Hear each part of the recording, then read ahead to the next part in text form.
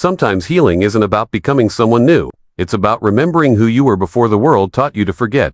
We live in a world that teaches us to look outward for everything: success, validation, love, meaning, joy, peace. We're conditioned to believe that happiness is something we find in a job, a relationship, a number in the bank, or a reflection in the mirror. But what if everything we've been taught about fulfillment is backwards? What if the only path to real freedom and lasting happiness lies not in seeking more, but in turning inward, letting go, and doing the hardest thing of all, facing ourselves? That's The Invitation at the Core of the Inner Work by Mathew Micheletti and Ty Sky. It's not a guide to achieving perfection or fixing yourself. It's a call to wake up to the truth of who you are beneath the conditioning, the stories, the trauma, and the fear. This is not a motivational quick fix or a step-by-step blueprint for success. This is raw, honest, deep, emotional, and spiritual excavation. It's a journey that leads to one place: the real you. The book begins with the concept that all suffering stems from disconnection from ourselves, from our emotions, from our truth. And the only way to stop suffering is to stop abandoning ourselves. Many of us live in a constant state of numbness or distraction. We move from task to task, screen to screen, role to role, without ever stopping to feel. We fear our own emotions. We've learned to hide from pain.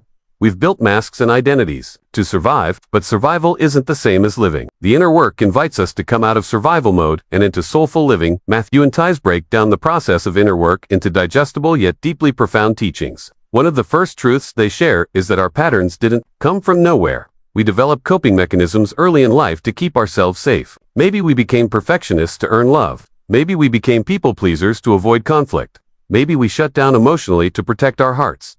These strategies worked once, but they're not working anymore, and they're costing us peace, connection, and authenticity. The book introduces a key concept: awareness is the foundation of healing. Without awareness, we stay trapped in cycles, reacting to life from old wounds, instead of responding from clarity. Awareness means watching our thoughts, noticing our emotions, feeling our bodies, paying attention to how we show up in relationships. It means being honest about when we're in fear, when we're performing, when we're disconnected. Awareness doesn't fix everything overnight, but it opens the door. It gives us the power to choose differently. As the book dives deeper, it becomes clear that the inner work isn't just about insight, it's about feeling.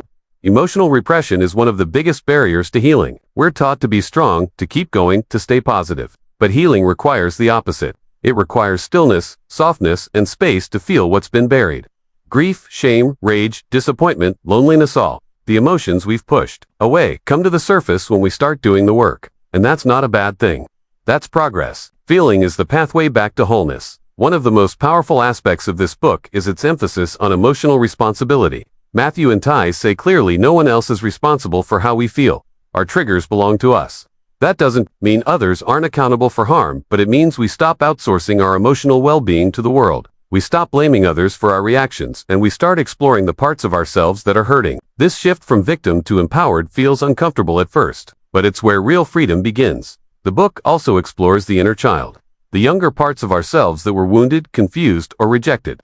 These parts don't disappear. As we grow older, they live in our nervous systems, our subconscious minds, and our behavior. When we feel irrational fear or sudden sadness, it's often our inner child calling out for attention. The inner work teaches us to reconnect with those parts, to listen with compassion, and to offer what they never received: safety, validation, understanding, love. This process is tender and life-changing. It helps us integrate the fractured parts of ourselves so we can show up in the world with more presence and less protection. Another vital lesson in the book is that healing is not linear. You don't climb a staircase and arrive at peace. Healing is messy. It loops, it spirals, it stings. You might feel clarity one day and confusion the next. That's not failure, that's being human. The authors normalize the ups and downs of the healing journey. They remind us that progress isn't about feeling good all the time, it's about staying present with ourselves, even when we don't. The idea of surrender is woven throughout the book. Surrender is not giving up, it's letting go of control. Many of us grip tightly to outcomes, identities, and timelines. We try to control how others see us, how life unfolds, how we feel. But that control is an illusion, and it keeps us in a state of tension. Surrender is the softening. It's the moment we stop fighting reality and start flowing with it. In surrender, we find peace, not because everything is perfect, but because we've stopped needing it to be. One chapter that stands out explores the difference between pain and suffering. Pain is part of life. It's inevitable, but suffering is. What happens when we resist pain, when we believe it shouldn't be there, when we make it mean something about our worth? The inner work teaches that if we allow ourselves to feel pain fully without resistance, it moves through us, it transforms us, it heals us. But when we fight it, deny it, or judge it, we stay stuck. The path out of suffering is through the heart, not around it. The book also provides a fresh perspective on boundaries. Many people think of boundaries as harsh or rigid, but Matthew and Tice redefine them as acts of love. Boundaries are how we honor ourselves. They create safety. They protect our energy. They teach others how to be in relationship with us. And most importantly, they help us stay connected to our truth. A life without boundaries is a life of self-abandonment. A life with boundaries is a life of alignment. Throughout the book, the authors return again and again to the idea of coming home. That's what this work is really about. Not changing into someone better, but returning to who you've always been, beneath the pain and performance. Your true self is not broken. It's not missing. It's not too much. It's just hidden under layers of fear, conditioning, and trauma. The inner work peels back those layers one by one, until what remains is you, authentic, grounded, open, free. There's also a deeply spiritual thread in this book, but it's not religious or dogmatic. It's the kind of spirituality that arises from being fully present with life. It's the awareness that we are not just minds or bodies, we are consciousness. We are the space that holds our experiences. This spiritual lens brings a sense of softness to the healing process. It reminds us that we're not alone, that something greater is holding us, that even our pain has purpose, that our soul is always guiding us home. One of the final messages of the book is this: you are already enough. You don't need to earn your worth. You don't need to prove your value. You don't need to do more or be more.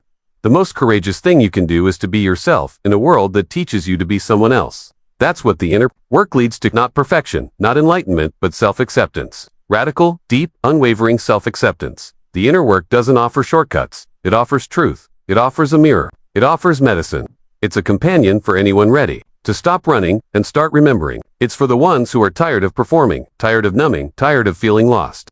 It's for those who are ready to do the hard and holy work of healing. It's not an easy path, but it is a path back to wholeness, back to clarity, back to joy. This book is a sanctuary. Every page feels like a breath, a release, a permission slip to be exactly where you are.